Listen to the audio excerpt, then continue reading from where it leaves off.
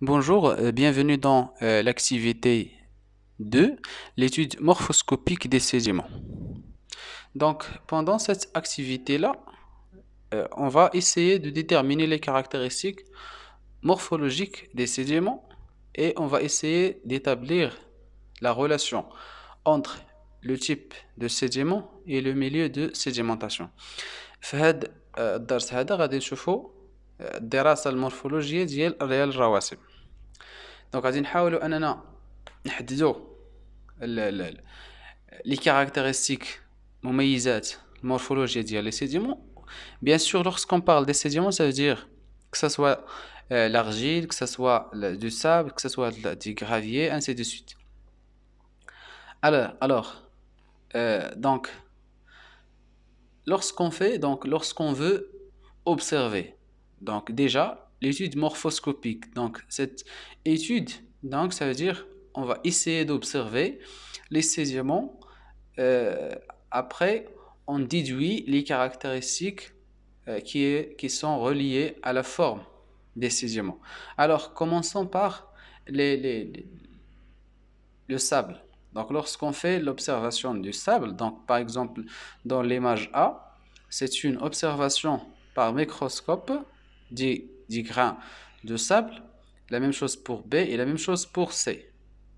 La différence entre ces trois images, vous voyez donc pour la première, pour A, on a travaillé par un grandissement de 20.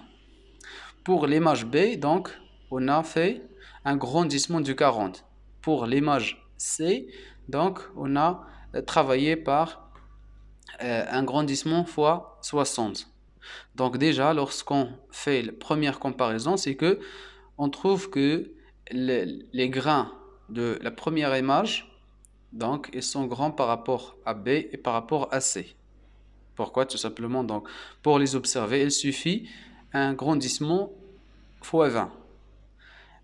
Par contre, pour les grains de sable C, il faut un grandissement fois 60 pour les observer au microscope. Alors, l'aspect des grains pour A, donc, ils sont transparents, يعني كنشوفوهم بلي شفافة.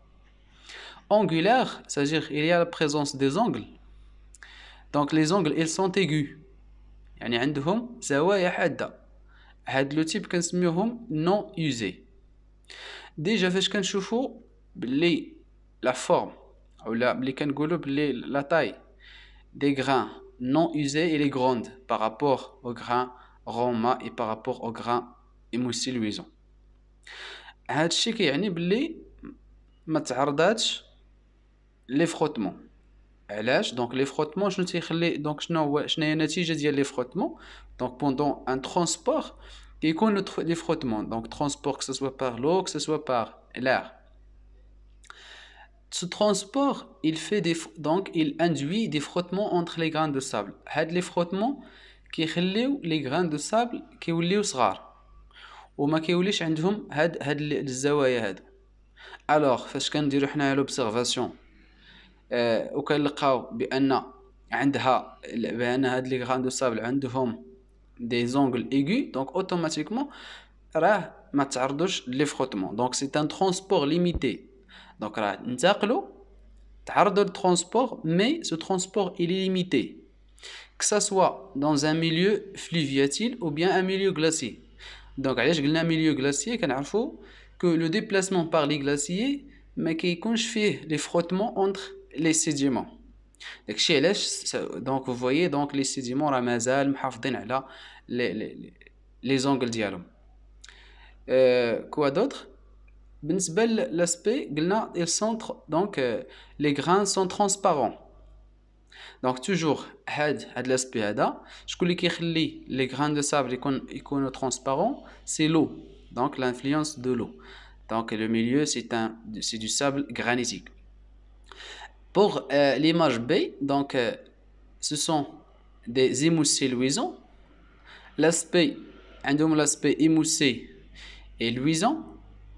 Donc حاجة أخرى قلنا la taille il est moyenne par rapport aux grains de sable non usés et aux grains de sable romains. ça veut dire que les frottements, ça veut dire c'est un transport à longue distance. Par quoi? Donc déjà, vous voyez que ces grains ils sont transparents, alors c'est un transport par l'eau. Wesh, la distance est-ce qu'il est limité? Non. Pourquoi? Parce que donc la taille elle est moyenne, donc les frottements. Donc c'est un transport par l'eau à longue distance. Fin le transport par l'eau à longue distance, c'est du sable fluvial, bien sable fluviatile. Pour ces, donc les grains ils sont ronds-mâts. Ronds-mâts.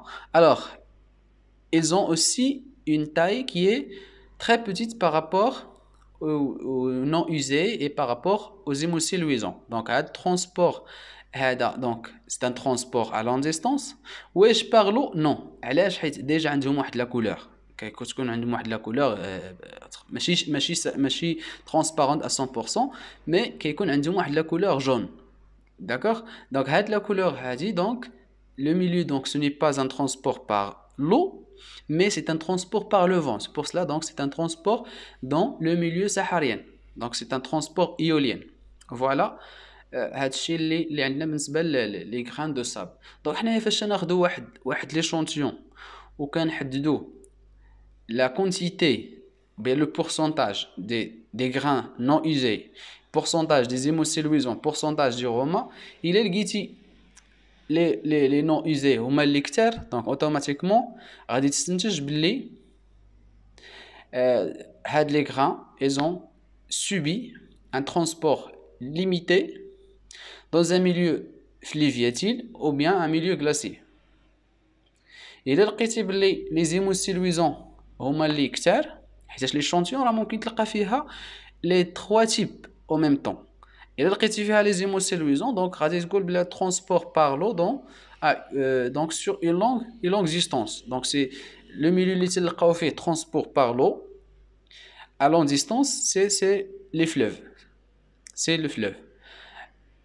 إلا لقيتي بلي l'échantillon عندنا فيها la quantité la plus importante radiale les Romains, donc ils ont subi un transport. Ce n'est pas par l'eau, mais par le vent. Donc le sable, c'est un sable saharien, ou bien un sable éolien. Donc c'est une observation. Donc on dirait l'observation d'elle les grains de sable. Bien sûr, les grains de sable ils sont de petite taille, donc il faut un microscope. باش نشوفوهم. غادي ندوزو les autres sédiments, les galets. Donc غادي بالنسبه l'étude morphoscopique des galets. Donc شنو هما les galets? Donc les galets sont des sédiments de taille comprise entre 20 et 200 mm, d'aspect varié selon les conditions de transport et le milieu de sédimentation. Donc la taille ديالهم كتكون بين 20 حتى 200 mm.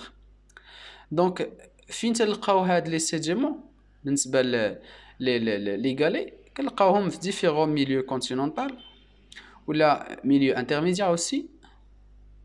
Donc هنايا في l'image, première image, c'est des galets fluviatiles.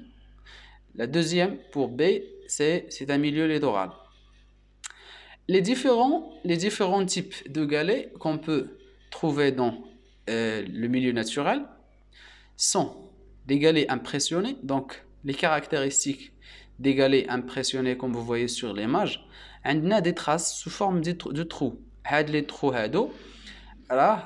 donc ils ont subi une érosion. Donc le facteur qui est responsable de la formation de ces traces sous forme de trous, c'est de l'eau. Deuxième type, galet à marque de choc. Donc il présente aussi des traces sous forme de points. Il en a aussi troisième type, les galets striés. Donc la même chose, il y a présence des traces sous forme de stries. Donc les stries, c'est à cause donc lors du déplacement, bien du transport, des frottements avec les autres galets ou bien avec le milieu. Il y en a aussi quatrième type, les galets iolisés. Donc, les galets iolisés, كنلقاو عندهم des facettes et des angles aussi. Donc, le type ديال les galets تلقاوه في le milieu, donc milieu iolien, donc milieu saharien.